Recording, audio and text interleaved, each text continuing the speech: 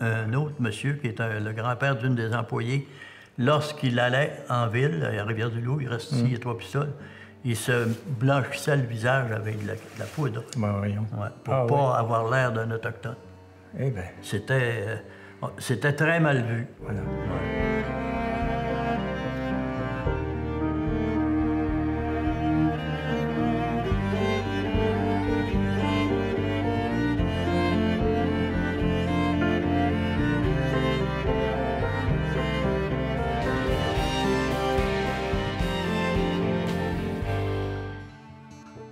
Ceux et celles qu'on appelait les Malécites de la nation de Vigée se sont réappropriés leur nom, leur identité et leur destinée. Wolastoqeyik Washipekok, la nation du Beau-Fleuve. Une nation qui traverse une période de véritable renouveau, de fierté retrouvée, comme une renaissance pour les membres qui la composent. Une nation qu'on a spoliée et pratiquement oubliée jusqu'au réveil de celle-ci. Sur ce passé dont il faut briser le joug sans jamais l'oublier, se dresse maintenant une vision de l'avenir plus prometteuse que jamais.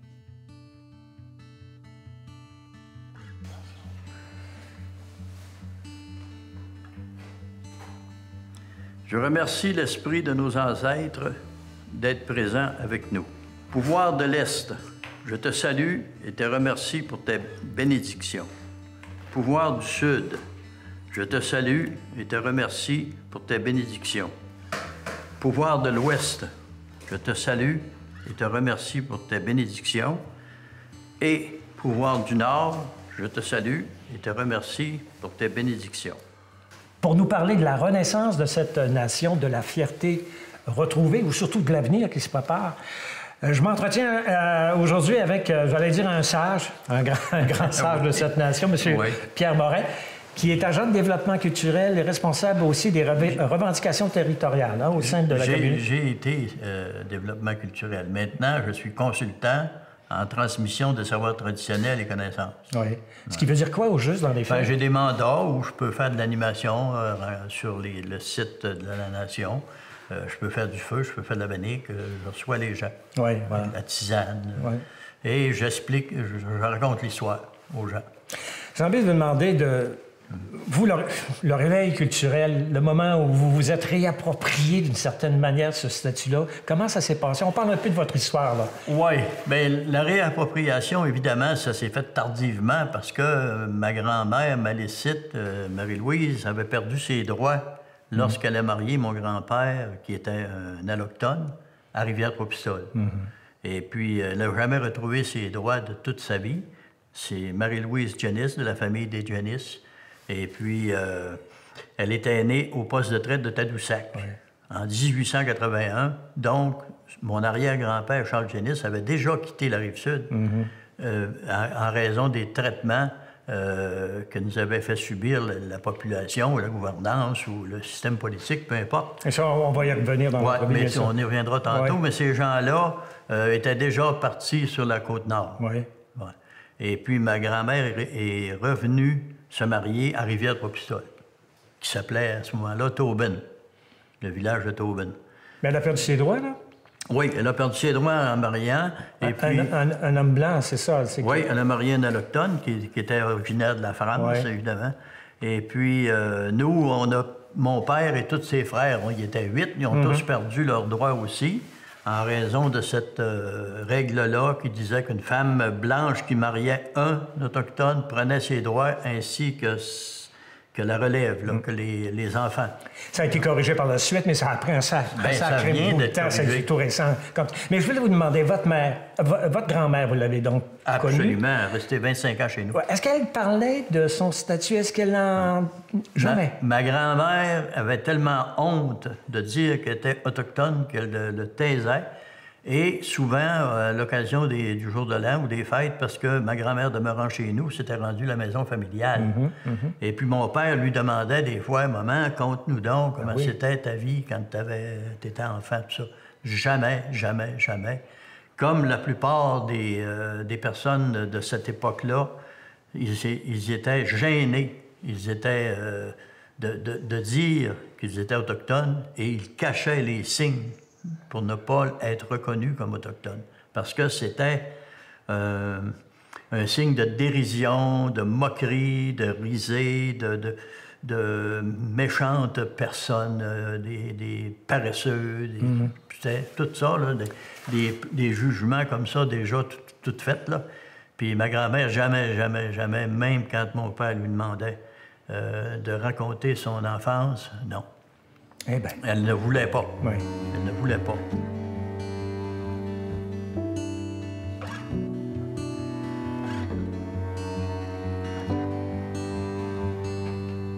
En étiez-vous fier, vous, d'une certaine manière, ou c'est venu sur le tard? Non, bien, on a pu être statué seulement après l'arrêt McCarver. Ouais. Et puis, ma grand-mère était déjà décédée, donc elle n'a jamais retrouvé ses droits qu'elle aurait pu retrouver. Cet arrêt qui a permis justement à des femmes comme votre grand-mère de se réapproprier, d'avoir leur statut, autrement dit. Exact. Et à ses enfants et ses petits-enfants, dont vous êtes, oui, d'obtenir ce statut-là aussi. Oui, on l'a tous obtenu. Mon père, sur le tard aussi, avait déjà plus de 60 ans passés. J'avais comme rêve de travailler un jour pour ma nation. Et puis, lorsque c'est arrivé, j'ai attendu d'avoir mon statut avant d'y aller. Voilà. Mais la fierté retrouvée, c'est ça que là, évidemment, on passe d'une période à l'autre assez rapidement. On va revenir sur Whitworth, on va revenir sur Bilger, tout ça. Mais ce que je voulais dire, c'est que ça a été quand le moment charnière qui a fait en sorte qu'on est sorti de l'obscurantisme, que la période de grande noirceur a été dissipée et que cette génération-là, la vôtre, s'est levée debout, là. En disant, mais je pense que tout ça, ce que vous venez de dire, c'est pas encore dissipé. On est encore des parents, on est encore des gens qui sont différents. Moi, j'ai passé toute mon enfance en étant différent des autres. Différent à l'école, différent... C'est-à-dire qu'on vous traitait mal à cause de vous? Non, pas du tout. Les gens ignoraient. Ignoraient qu'on était autochtone. Mais nous, on le savait. Puis, Ma conduite personnelle à moi, mes agissements étaient différents des autres. Je n'avais pas les mêmes relations avec les gens non plus. J'étais un peu sauvage. Vous deviez aimer le bois, sûrement. Alors, je pense que vous avez travaillé toute votre vie. Oui, j'ai travaillé plusieurs années pour le ministère des Terres et Forêts. Voilà. J'ai suivi un cours de foresterie à l'École forestière de Duchesnay. Et puis, par la suite, j'ai suivi un cours de technique forestière au cégep de Chicoutimi. Pour compléter ma formation. Et puis après ça, j'ai travaillé quelques années pour le ministère des Terres et Forêts, où je faisais toutes sortes de travaux, de garde forestier, de surveillance, droit de coupe. D'où la responsabilité des revendications territoriales qui vous sont revenues, là, qui vous incombent à cause de cette expérience-là, forcément. Oui, mes connaissances, ma formation en foresterie m'a toujours servi.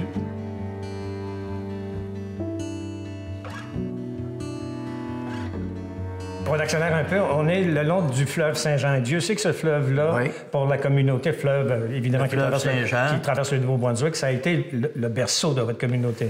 Là. Le fleuve Woolastook de votre nation. Et le berceau de tous les Malécites d'Amérique.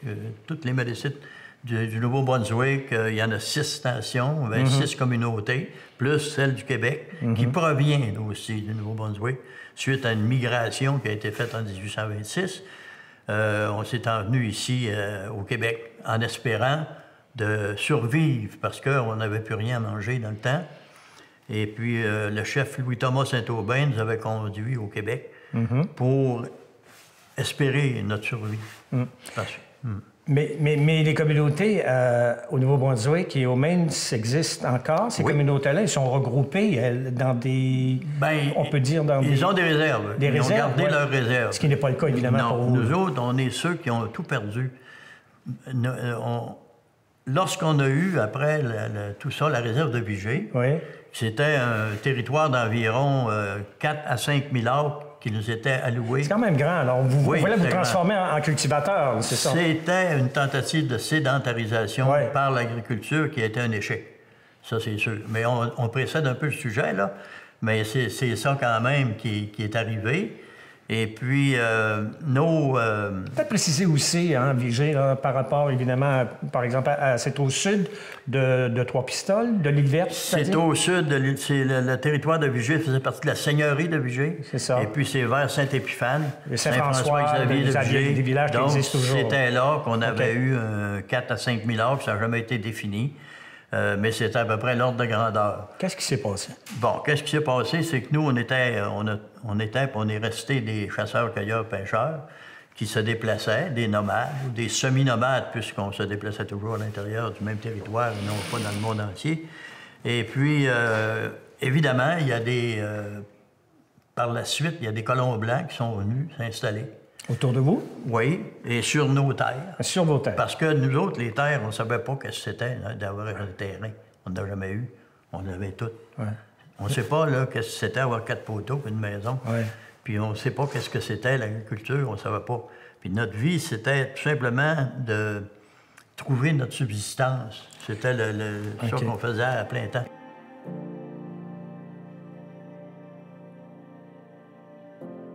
Toujours est-il que vous avez perdu ces terres-là. C'est ça Oui, qui est arrivé. devant les plaintes des colons qui disaient qu'on ne s'occupait pas de nos terres, qu'on ne les améliorait pas, que c'était très néfaste pour l'agriculture, puis etc., etc., etc. Et après ça, il y a eu évidemment l'époque des frères Langevin qui ont magouillé pour ni plus ni moins que nous dépouiller de cette réserve-là et de la vendre. On va expliquer un peu. Les frères Langevin, là, parce qu'il y a bien des gens qui se demandent c'est qui cette famille-là. En fait, c'est une famille de notables de Rimouski. Oui, des gens d'influence. Oui, il y avait l'évêque, Monseigneur Langevin. Oui. Il y avait son frère qui était vicaire général. Pour Québec et Rimouski.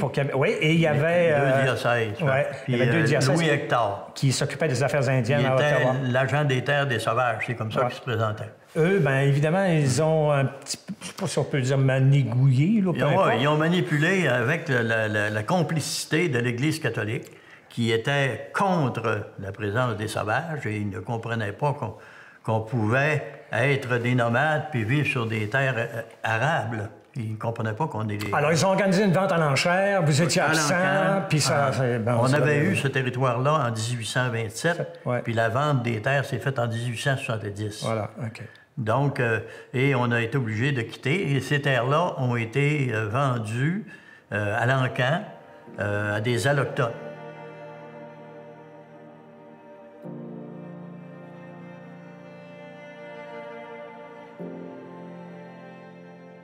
Après que vous ayez perdu, évidemment, Vigée, le gouvernement, en 1860, je ne sais trop, des années... 1870. 70, vous donne ce qu'on appelle le territoire de Whitworth. En 1876. En disant, allez vous installer là, puis essayez de vous faire oublier, je ne sais pas trop. Parce que les Malécites demandaient un endroit où rester, où nous regrouper, parce qu'après la perte de Vigée, ça a été la diaspora, il n'y avait plus rien pour nous, on était garochés à travers le monde allochtone.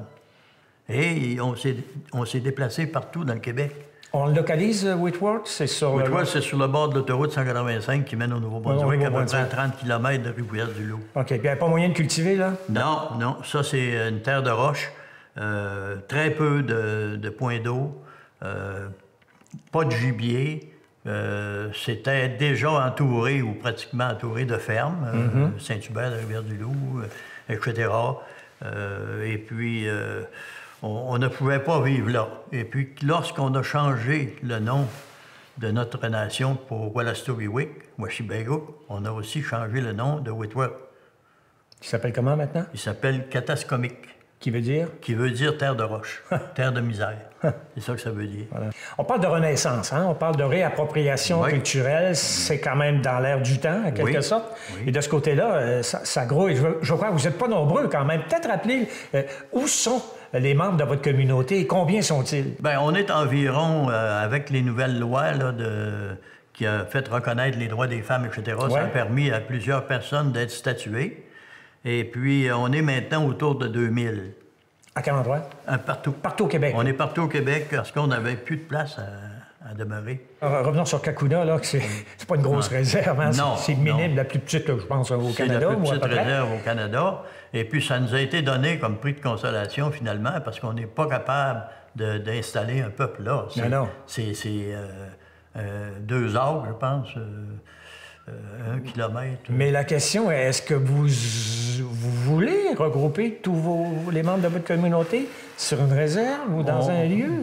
C'est pas souhaitable parce que je ne pense pas que les gouvernements ou les affaires indiennes ou quoi que ce soit veulent encourager l'ouverture de d'autres réserves. Oui. Vous savez, parce que c'est la réserve de Vigée, à l'époque, qui est devenue la réserve de Vigée, qui a inspiré le gouvernement fédéral pour créer les réserves. Ça a été la première Vigée. C'était la première. Vraiment la première Vigée. La première, Oui. et puis ça a inspiré le reste. Toutes les autres ont été placées en réserve. Oui.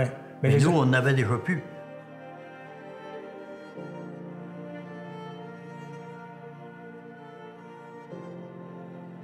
Notre nation n'a jamais maîtrisé l'écriture.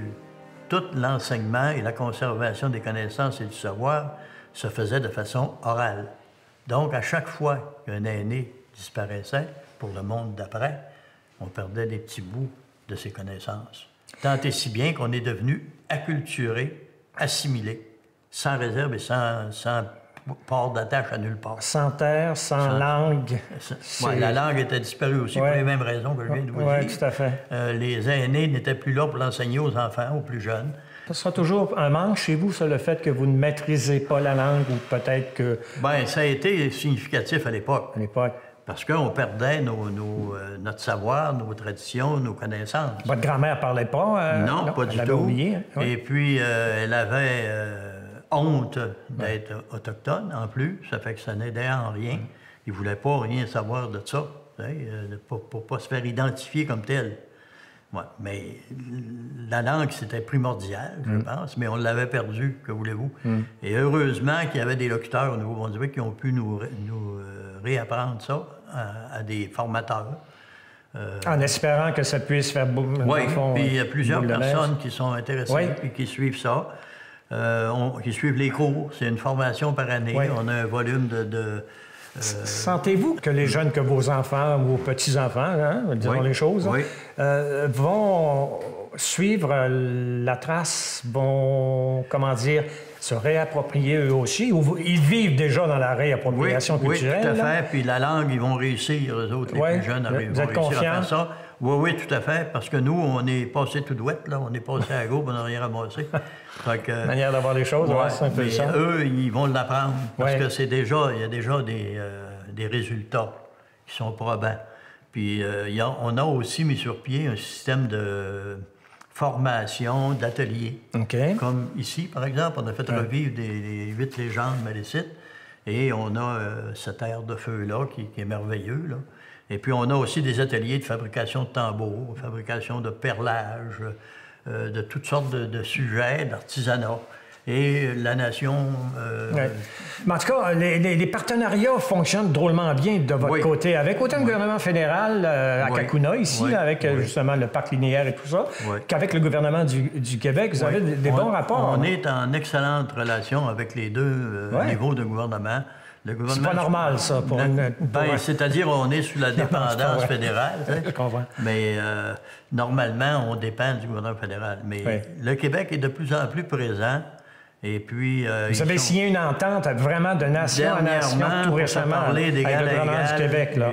J'ai les documents ici. Je vous crois sur parole. Puis pour reconnaître nos droits ancestraux, et d'être de traité égal à égal de nation en nation avec le Québec. Qu'est-ce qui manque, justement, pour que vous soyez, comme nation, complètement, je veux dire, up-to-date, là, pardon, cette mauvaise expression-là? Ce serait une bonne idée d'être tous ensemble, mais c'est impossible. Ça ne peut pas arriver. Parce qu'il y a des générations et des générations de gens qui sont... Grand-père est installé à l'autre bout, puis le petit-fils est là. Fait que ça ne peut plus se raccommoder. On ne peut pas emmener toutes les malécites, les 2000 malécites rester à la même place. C'est impossible. Mais c'est socialement impossible. OK. Puis ça vous prive de quoi, au juste le fait que vous ne puissiez pas être regroupés, que vous n'avez pas l'intention de ça nous prive de contact humain. Moi, personnellement, ça me privait d'avoir une union avec d'autres Autochtones. Ça a changé ma vie de ne pas l'avoir été reconnu jeune.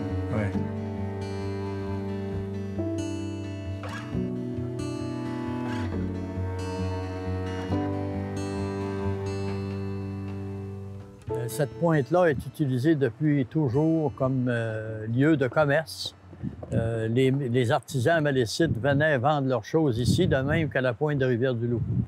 C'était des endroits reconnus. L'autre côté, à Tadoussac, aussi, c'était un centre de commerce. Oui. Et le poste de traite de Tadoussac, qui est encore présent, il n'a plus le même aspect, mais il est encore là. Et c'est justement à ce poste de traite-là que ma grand-mère est née. À Tadoussac, oui, juste à Tadoussac, en face, au poste de traite. Ouais, voilà. Oui, exactement. À l'époque, donc, il y avait de grands rassemblements. Déjà, oui. Puis de nos jours, bien, ça recommence aussi, ces rassemblements-là, ici. Oui, là, oui, avec les Pawa, oui, ça a ramené de la circulation, ça a ramené des gens, ça a ranimé l'intérêt aussi pour la nation. Vous en faites à quelle fréquence de ces rassemblements-là? Des Pawa, un par année. Un par année, ouais. OK. Parce que vous êtes en train de créer et de développer cette nouvelle manière d'assumer, si on veut, son identité et sa culture, pas nécessairement à l'intérieur d'un cadre rigide. Non, pas du tout. Pas si je m'exprime on bien, essaye d'être des collaborateurs avec notre entourage. Donc, les gens de Kakuna, pour nous, sont précieux et puis on essaye d'entretenir d'excellentes relations avec ces gens-là. Je sais que le conseil est très, très, très en bon terme et très bien reçu par la mairie. C'est vraiment une belle collaboration qu'il y a entre nous. Ben, c'est ce que je vous souhaite, en tout cas, pour l'avenir. Hein? Oui. Puis continuer de développer des projets. Ça va très bien. Puis on est, comme je disais tantôt, on a une érablière au lac Témiscouata. On est impliqué dans toutes sortes de petites choses. Là, on parlait de la pêche un peu plus tôt aussi. On a des bateaux qui pêchent. Les oursins, ils vont les pêcher là. L'autre là. Ouais. Puis vous êtes impliqué dans des projets de développement éolien aussi, partenaire toujours avec Nicolas Rio, dans le fond. Oui, c'est ça. Puis on est au courant, au fait que s'il y en a d'autres, on va encore participer. Mais je pense que ça se pose même pas la question s'ils veulent de nous. Je pense qu'on est maintenant... Dans le fond, le fait qu'il y a une nation autochtone impliquée ou concernée dans un projet, qu'on parle de l'éolien ou autre, ça peut faciliter les choses? Ah, bien absolument, absolument. On veut faire, comme je disais tantôt, on veut faire partie de la solution, pas du problème. On ne veut pas se chicaner ou se battre avec d'autres. On veut juste avoir nos affaires puis participer au développement de la nation. C'est ce que je vous souhaite. Et de Kakuna, parce que Kakuna, entre nous, c'est pas un reproche, mais il n'y a pas beaucoup de choses pour les touristes. Pourtant, c'est un site exceptionnel, merveilleux. Ouais. Mais par contre, si on se met ensemble, bien, on peut y arriver. Changer.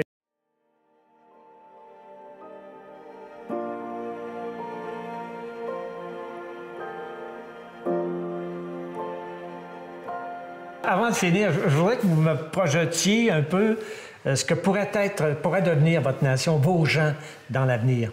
Bien, on va rester un petit peu comme on est là, mais on essaye aussi de rapprocher nos plus jeunes pour qu'ils s'identifient à nous et qu'ils participent à nos ateliers et puis qu'ils apprennent la langue. Et puis, parce qu'on ne peut pas changer ça, là, la perte de Vigier, puis le départ de Whitworth. Non, puis on ne peut pas refaire ce que... Puis la petite réserve de Kakuna, la réserve numéro 22. On ne peut pas refaire le passé. Mais on peut améliorer l'avenir, mais on ne peut pas non plus regrouper. Je ne pense pas. En tout cas, ce serait utopique de dire qu'on va regrouper les Malécites dans un seul endroit. C'est pas possible. Il y a trop de racines qui se sont faites ailleurs, à l'intérieur des familles, et puis qui a séparé ces gens-là. Ouais. Mais au moins, il y a la fierté retrouvée. Cette fierté-là, moi, je l'ai toujours eue. Ouais. Je me suis jamais caché d'avoir des origines autochtones. Je l'ai toujours dit.